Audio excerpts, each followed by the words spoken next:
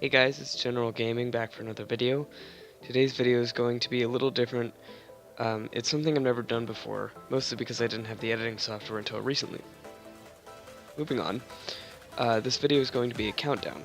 This countdown is going to be for the top 8 most difficult challenge weapons in Titanfall 2. Before I begin, I would like to remind you that these are purely based on my opinion.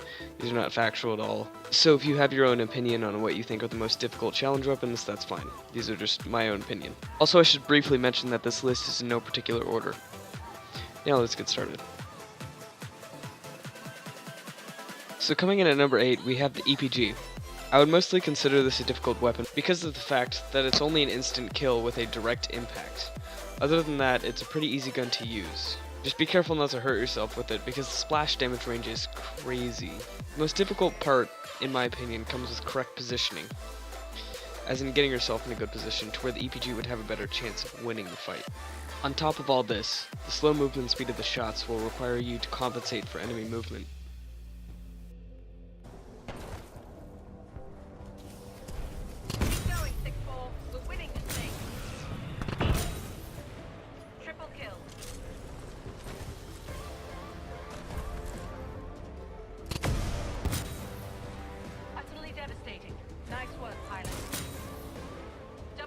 Yeah, I'm not too sure what the last guy was doing. Anyway, on to number 7.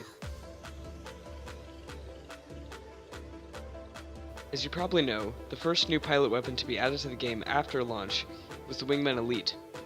The B3 WINGMAN is worse in almost every possible way. Literally, the only noteworthy advantage that this gun has over the WINGMAN Elite is its one-hit headshot potential, and even that's not really worth it. So, if you want to challenge yourself, use the B3 WINGMAN. I don't think this needs any more explaining. So coming in at number 6, we have the Cold War. This is another weapon from the Grenadier class that is somewhat unique. This weapon, after a short charge up, will rapid fire 4 explosive energy bolts. As dangerous as the Cold War is, it only kills in one burst if every shot hits directly. This, coupled with the fact that the bolts drop altitude over time, and their slow movement speed, is what makes this weapon so difficult to use. With the MASTIFF, there's not much I can say about it. It's a laser shotgun that shoots a flat spread of projectiles. I think the hardest thing about it is its horrible inconsistency, which is really hard to compensate for, because sometimes you will one-shot someone at 20 yards, and sometimes it takes 3 shots to take someone down at 2 yards. It's just, the inconsistency is hard to compensate for. The SIDEWINDER SMR is by far the easiest weapon on this list. It may seem difficult because it shoots projectiles that have a somewhat slow travel time compared to other weapons, but its high damage definitely makes up for its lack of projectile speed. The SIDEWINDER SMR is somewhat of an SMG that shoots micro-missiles, and it only takes a few missiles to take someone down.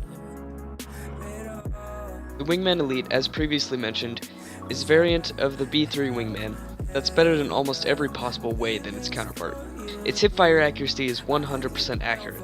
The only downfall in comparison to the B3 WINGMAN is its slightly lower damage. The only thing that makes this a challenge weapon is the fact that 1, it has projectiles instead of hit scans, and 2, its time to kill is slower than most other weapons in the game. The KRABER was by far the hardest weapon for me. I know some people are going to say that I'm just bad with it, and that's true, I am. I'm really bad with the KRABER. I don't know what it is. I don't know how people do well with it, because I do know that there are people that like this gun and do really well with it. Like my friend, for example, actually does like the KRABER and is decent with it compared to me. I'm not good at it. I don't know what it is. It's projectiles, which is something that I can normally deal with. We have found out that it also has very, very slight bullet drop that usually isn't even worth compensating for because of how slight it is. The hardest thing with this gun is compensating for enemy movement because the bullet moves surprisingly slow. The only thing you don't have to worry about is the fact that this gun will one-hit to any part of the body, so you could hit someone in the toe and they will still die. All there really is to say about the charge rifle is that it's an anti-Titan weapon that can one-shot a pilot at any range. That's it. That's all you need to know. I'd like to thank you guys for watching, and I will see you next time.